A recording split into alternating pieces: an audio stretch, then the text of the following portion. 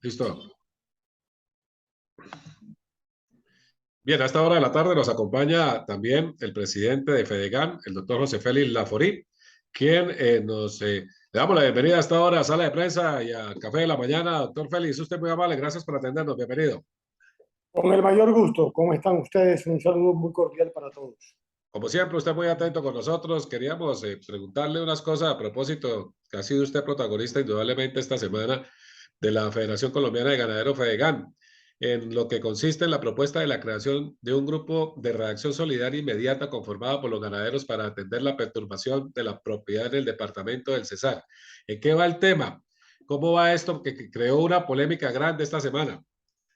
Polémica innecesaria por lo demás, porque yo no sabía que la solidaridad de los ganaderos no podía ser expresada de cuerpo presente a aquellos compañeros, a aquellos ganaderos, a aquellos colegas, a los que criminales profesionales del oficio de invasión habían llegado a perturbar la propiedad privada. Por el contrario, yo creo que estamos dando una muestra muy clara de civismo, de lo que la ciudadanía debería permanentemente hacer cuando sucede cualquier hecho que amenace la tranquilidad de cualquier ciudadano, esté en una ciudad o esté en el campo. En este caso, dimos una lección solidaria a los ganaderos del Cesar, acompañando a este par de ganaderos que habían sido invadidos con fines de ocupación de sus fincas, de sus explotaciones, por parte de un grupo muy complicado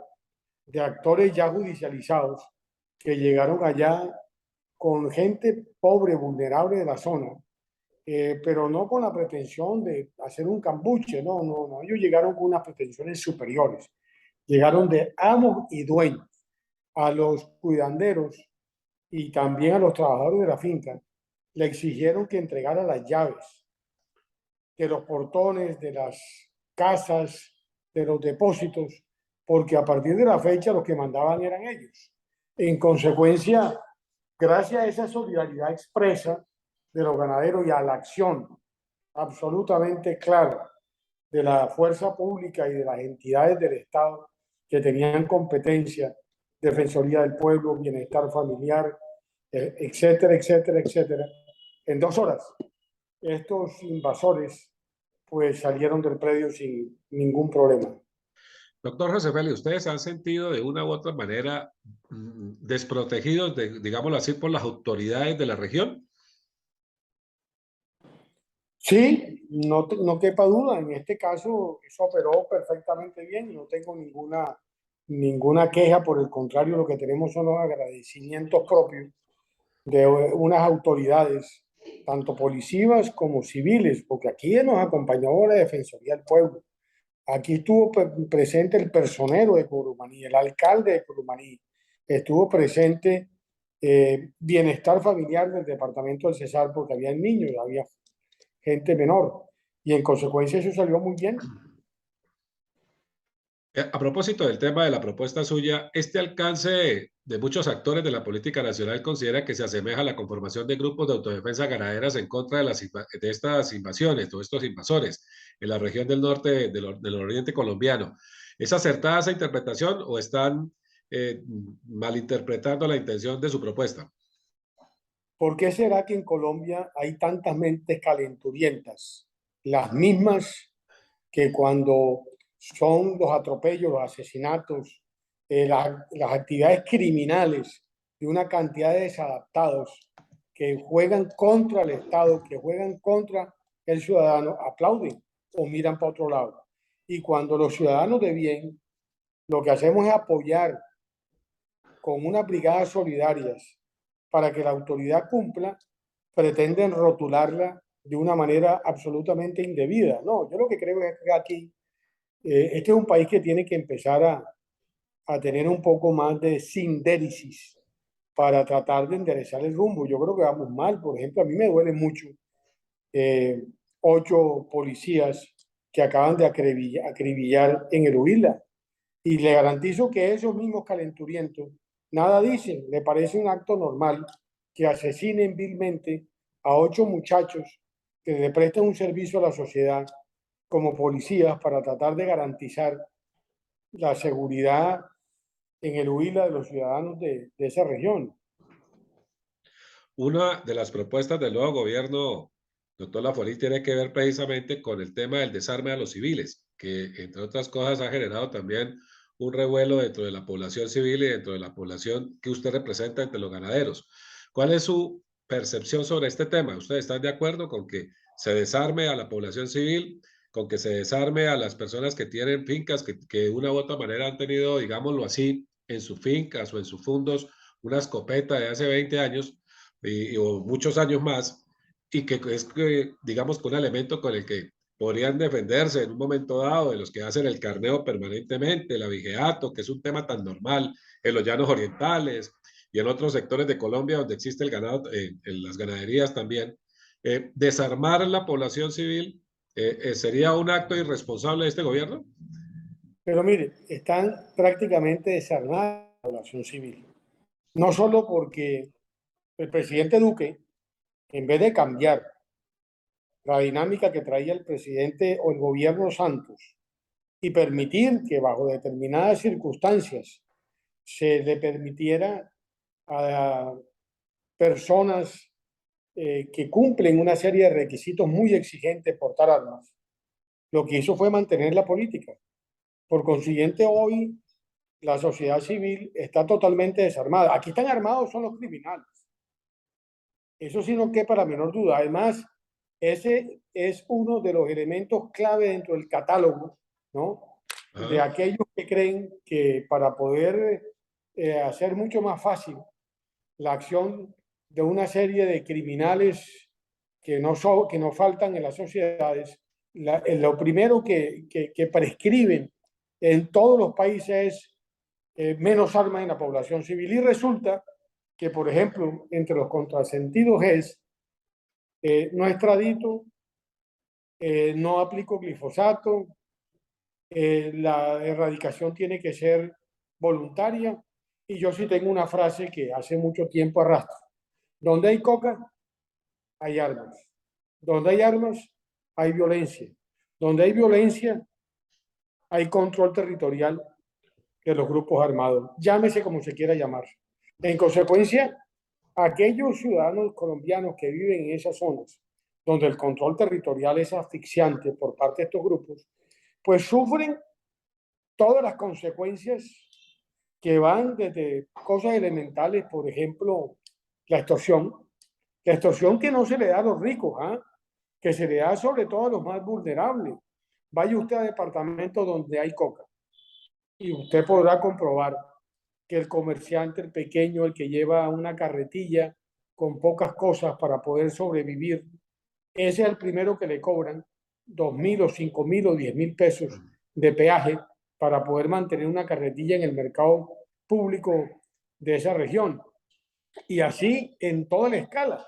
Mi pregunta es, ¿cuándo los colombianos vamos a ser conscientes que el Estado colombiano, la fuerza pública, pese a los inmensos esfuerzos que hace, no es capaz en ciertas zonas del país de tener algún tipo de control? ¿O usted cree que usted puede llegar al Catatumbo o al norte del Cauca, a ciertas zonas cocaleras? Hombre, todo lo que pasó el año pasado en Cali fue la consecuencia natural de tener a 40 minutos de la Plaza Caicedo 34.000 hectáreas de coca. Y por supuesto esa coca, una parte importante, pues ya no se exporta. Eso va al mercado interno. Eso va precisamente al control que buena parte de estos que en algunos casos están en la primera línea son los que terminaron generando los desórdenes y son los que imponen a fuego, a la presión de las armas, la ley que ellos quieren que imperen en esos territorios. Esa es la realidad. Doctor Laparí, ¿usted piensa que su propuesta puede llegar ya a tener eco no solamente a nivel de sus colegas ganaderos, del Fondo de Ganaderos, etcétera, etcétera, sino también a nivel del Congreso de la República, donde se legisla para que a través de ellos esto pueda tener un mejor futuro, esa propuesta suya? No tengo ninguna intención de hacer eso. Mire, la solidaridad se expresa de manera voluntaria. Usted no puede obligar a nadie, usted no puede obligar a su vecino a que sea solidario con usted. Si su señora sale de su casa y un malandro la agrede, la roba, usted no puede por decreto ni por una ley decirle al vecino, cuando la señora de la casa vecina salga y la agreden, usted tiene que salir a ser solidario. Yo no creo. Yo creo que la solidaridad es una de las tantas virtudes que una sociedad debe de tener, que aquí se ha perdido. ¿Ah? Usted ve cómo en una calle tumultuaria, con mucha gente, roban, nadie dice nada. Mire, hoy creo que pasó o anoche pasó en algún noticiero de televisión unos tipos en moto que robaron un carro de alta gama. Nadie pitó, nadie pitó. Los tipos salieron tranquilos, se montaron una moto y se fueron. Es decir, pitar. Yo no estoy diciendo que haga más nada. Piten, ladrón, alguna cosa que de alguna forma ponga en evidencia al ladrón. Eso es lo que queremos nosotros, que hay una solidaridad activa, que se exprese precisamente en el acompañamiento solidario de los ganaderos con aquel que está siendo afectado. Pero esta propuesta, fíjese usted, pues uno leyendo y mirando también las cosas, esta propuesta se presenta luego de que algunas semanas atrás el Partido de los Comunes propusiera la reglamentación de las guardias campesinas, que en este caso no es un mecanismo, o es un caso de un mecanismo comunitario muy similar al que usted está proponiendo. Esto es como que si ellos lo proponen está perfecto, pero si el presidente de FEDEGAN lo propone ya es conformar grupos de autodefensas. Gracias por ayudarme a la entrevista, pero mire, ayer creo que Feliciano Valencia, ¿no? Y Sí. entonces el que conducía el panel le preguntó, y claro, frente a las evidencias, no pudo decir otra cosa. Ah, bueno, ya conociendo la propuesta, pues sí. A ver, y además le dije a Feliciano, sin teniendo por lo menos gestos de amabilidad para no generar una discusión innecesaria. Es lo que hacen ellos con la minga. Lo que pasa es que las mingas terminan desbordadas. Y en vez de ser una cosa donde hay un acompañamiento solidario, terminan generando una cantidad de atropellos, incluso la autoridad. Usted recordará cómo una de estas tantas mingas cogieron a un coronel de la policía y lo metieron en una jaula, o a un sargento, para los efectos lo mismo. Es decir, a un servidor público cuya misión es prestarle un servicio de seguridad a la ciudadanía. Pues la metieron en una jaula, ¿no? Como si fuera un animal. El país no dijo nada. Pero cuando yo me atrevo a ponderar, porque fue lo que hice en mi artículo de la semana pasada, y lo que hago en el artículo que escribí esta mañana y que mañana circulará en los medios impresos de circulación nacional, Y en el es nuestro, en el en nuestro, el, en el periódico hoy es viernes que todos los sábados estamos publicando su columna. así es, vuelvo a reiterar el tema. Entonces yo pondero el hecho de que la gente sea solidaria y les parece malísimo a un poco de calenturientos, ¿no? Y uno de ellos, el tal pastor ya le zampé su denuncia penal, evidentemente, ¿no? Porque es que uno no puede estar jugando con estos temas tan fácilmente. Y a propósito de temas por el estilo, recordemos que desde el 2012 y ahora en el 2022 este señor, el parapolítico Benito Osorio, lo ha venido señalando a usted con alianzas con los paramilitares, incluso con participación del Fondo Ganadero de Córdoba. Doctor Laforía, ¿existe alguna acción legal en contra pues, de este tema? Y en caso afirmativo, ¿cuál es el estado de la misma? ¿Y en qué caso negativo alude usted a dicho planteamiento? Mire, yo creo que este personaje, que al parecer es más que ciclotímico, es mitómano, él, entre otras cosas, los hechos de los cuales él pretende vincularme suceden en el año, si mal no estoy, ojalá no me equivoque, pero eso puede ser año 89, ¿no? Del 89 al 92, 93, correcto. Es decir, para ese entonces, bueno, yo había sido estaba de viceministro de Agricultura, es decir, no tengo nada que ver con eso, absolutamente nada que ver con eso. Y yo llego a Fedegan en el año 2004. Por consiguiente, no lo acompaña ni siquiera la temporalidad. Por supuesto que sobre eso hemos metido todo tipo de acciones ante la justicia, claro. Pero fíjese que esos son refritos que cuando hay algún hecho que de alguna manera vuelva a darme algún grado de notoriedad en algunos temas, porque yo he preferido bajar un poquito el perfil después del enfrentamiento tan duro que tuve con el gobierno de Santos a propósito de los acuerdos de La Habana. Pues yo ya uno, como los perros viejos, prefieren ladrar echado y dejar de estar pues por ahí callejeando, ¿no? Y ladrando innecesariamente en la calle. Doctor Lamare, aparte de todo este tema, hay otro también muy interesante que tiene que ver con la agremiación que usted dirige y es el tema de la carne. Y a nivel región, por ejemplo, esta semana tuvimos la oportunidad de hablar con el gobernador de Casanare y su secretario de Agricultura. Y nos hablaban un poco sobre el tema de los precios de la carne. Ellos explican que no son tema o competencia de la gobernación el cálculo de los precios.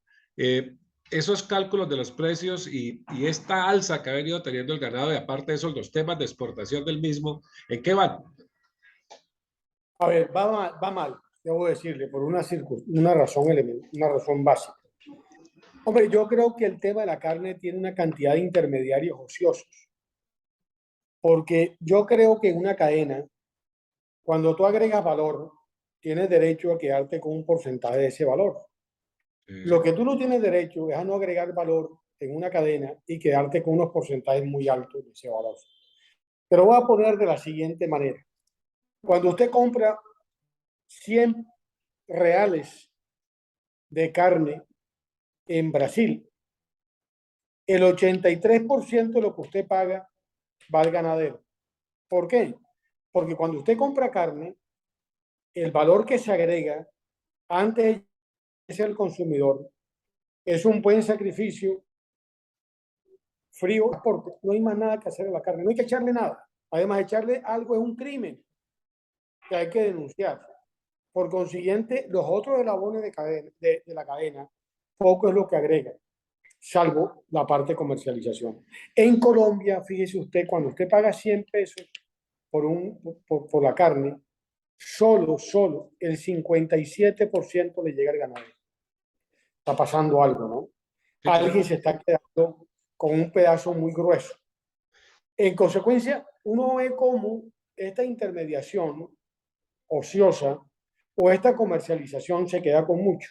Yo voy a poner varios ejemplos adicionales que me parece que es importante aclarárselo a la opinión a través de esa redacción. Mire, en el año 9 nos cerraron el mercado con Venezuela, la pelea Chávez-Uribe. Sí. Los ganaderos compraron terneros a 3.600 pesos. Al cerrar el mercado, se cayó a 2.400. Como había una oferta muy grande, especialmente en Costa Caribe y llanos orientales, en esa época nosotros teníamos todavía control sobre Friogán. Automáticamente compramos y tratamos de distribuir, especialmente en Bogotá, cuyo mercado es un mercado de más de 1 millón de animales año. Obviamente trajimos carne entre un 36 y un 40% más barata. Llegamos a más de 1.400 puntos de venta en Bogotá. La carne no bajó un peso.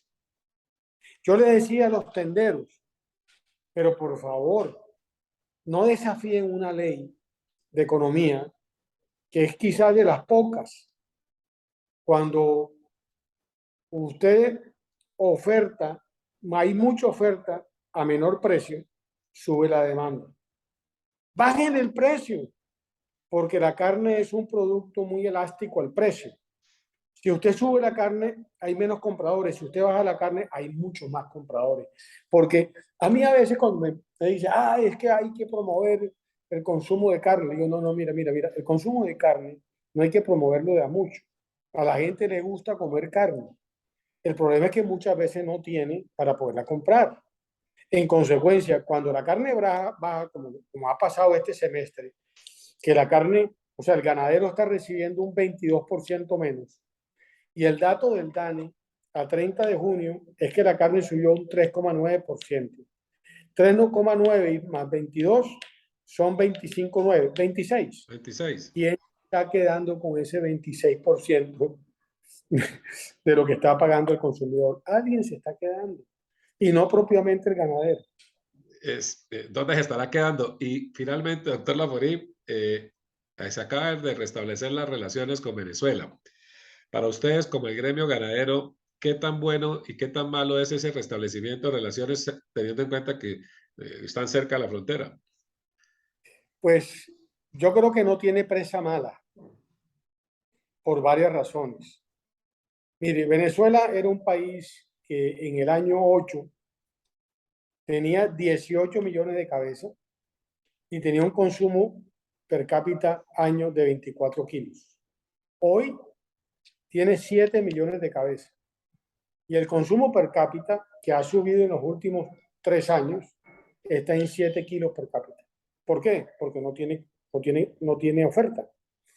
Por consiguiente, si se restablece esas relaciones, necesariamente Venezuela tendrá que comprar carne a Colombia. Le compra a Brasil, pero también le compra a Colombia, porque es mucho más fácil el intercambio cuando tú tienes una frontera de 2.200 kilómetros lineales que traerlo de Brasil, cuyo costo de transporte es bastante más alto. Tú tienes una frontera natural que es el Amazonas, que lo dificulta todo. Entonces tú tienes que darle la vuelta pues al delta del Paraná, perdón, al delta del Amazonas El Amazonas. para poder, para poder traer para poder traer la carne. En Y consecuencia, ese transporte del gas al ganado también pierde peso, ¿no? pierde peso, dificulta todo. Y Eh, se lo trae, y si lo trae refrigerado, pues mucho más. más. Aquí no. El otro día, pues me estaban diciendo que están volviendo otra vez a eh, hacerle mantenimiento a plantas de sacrificio muy importantes que habían ahí del otro lado del Golfo, cuando tú pasas a Maracaibo del otro lado, y al sur del Golfo. ¿Por qué? Porque obviamente aquí hay mucho ganado, Colombia es un país muy ganadero, la gente no entiende que nosotros somos el país número 11 del mundo en hato ganadero. Colombia es una potencia ganadera. Y es importante entonces ese restablecimiento de relaciones para beneficio del mismo ganadero colombiano, ¿no? Claro, Pero, doctor Laforí, pero ¿es confiable en este momento? Porque apenas están empezando a hacer los restablecimientos respectivos. Sabemos que cuando se rompieron las relaciones hubo mucho inconveniente con ganaderos y con comerciantes colombianos que de una u otra manera perdieron mucho dinero con los comerciantes venezolanos que no pagaron, digamos, de una u otra forma las importaciones que se hicieron en ese momento, etcétera.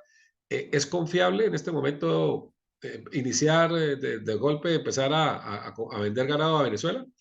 no, no, no. Usted acaba de hacer una pregunta demasiado eh, importante que no sé si todos los que nos están escuchando comprendan bien.